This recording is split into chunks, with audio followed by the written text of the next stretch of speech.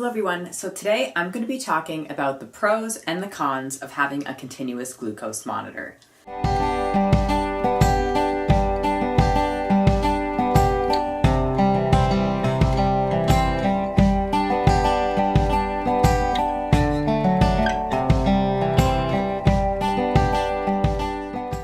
So like usual, I'm going to start with the pros and then I'm going to finish off with the cons. But just a heads up that in this video, I will be abbreviating continuous glucose monitor to its usual abbreviation CGM, just so I don't have to say that long title every single time. So for this video, when I say CGM, that stands for continuous glucose monitor. But with that said, let's get on to the video. So the first pro is basically less finger sticks. When you have a CGM, if you want to know your blood sugar, you simply have to look at your receiver or on your app or monitor, whatever you are getting your readings shown on.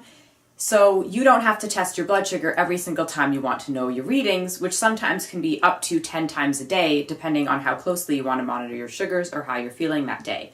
When you have a CGM, you will pretty much only have to do it around twice a day or less, depending on your device.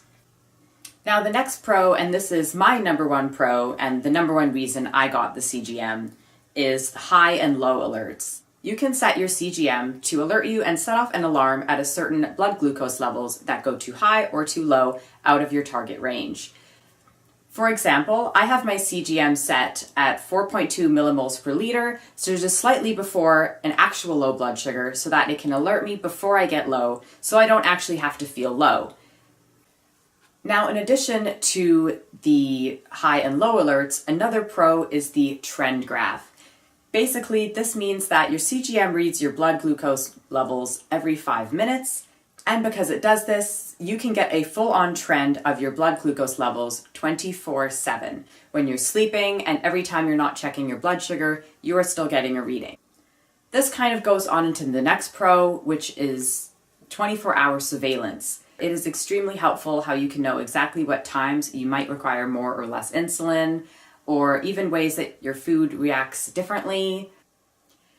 Now the next thing I'll mention, and I'm not entirely sure if every CGM has this, but the Dexcom CGM has something called Dexcom Clarity. This is basically an online record of all of your blood glucose readings and can give you an estimated A1C, it can give you your average blood glucose readings, it can tell you what percentage my Dexcom is going off appropriately right in the middle of the video. I am high. Normally I would edit things like this out, but I think on this video it is just the most perfect timing. It can give you an estimated A1C, it can tell you the percentage that you're high, low, and in target range. It can tell you your average blood glucose reading, it can tell you which days were best, and also it can also look at trends and tell you what you need to work on in order to get your blood glucose readings even more in range. So this is extremely helpful in going even more in depth into what your readings mean. Now the last pro, and this one again, I'm not sure if it is Dexcom specific or if other CGMs have this as well, but it is Dexcom Share, and once again, it would not be called Dexcom. However, basically, I can share my blood glucose readings with anyone I want via Dexcom Share. Basically, this means that if they have the Dexcom Follow app, they can see my trend graph, and it will alert them if I'm low as well.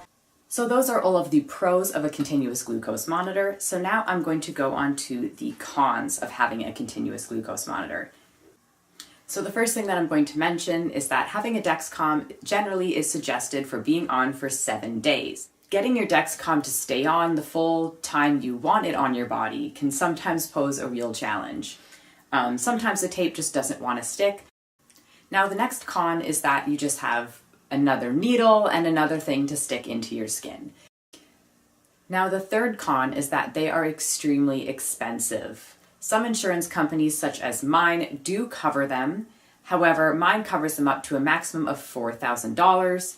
And you might think that this is a very generous leeway. It's actually not. In general, a box of sensors for the Dexcom is around $350 for 4. Transmitters are about $300 a piece or $89 a month. Either way, it is a lot of money. And of course, this can be extremely difficult for people to pay. Sometimes the expense can be a determining factor as to why people can or cannot get a CGM. Now, another con is there is another thing that you have to carry around in your bag, pocket, or purse. So for example, I have to carry around my receiver. Now I do have the Dexcom app on my phone, so I could only carry it around on my phone. And the battery in this thing lasts way longer than on a phone. This one lasts for about 3 days, 3.5, 4 days on one charge. Generally, whatever CGM you have, you're gonna have to carry around a monitor or a receiver of some kind. So those are all the cons that I can think of. So basically, those are the pros and the cons of having a CGM.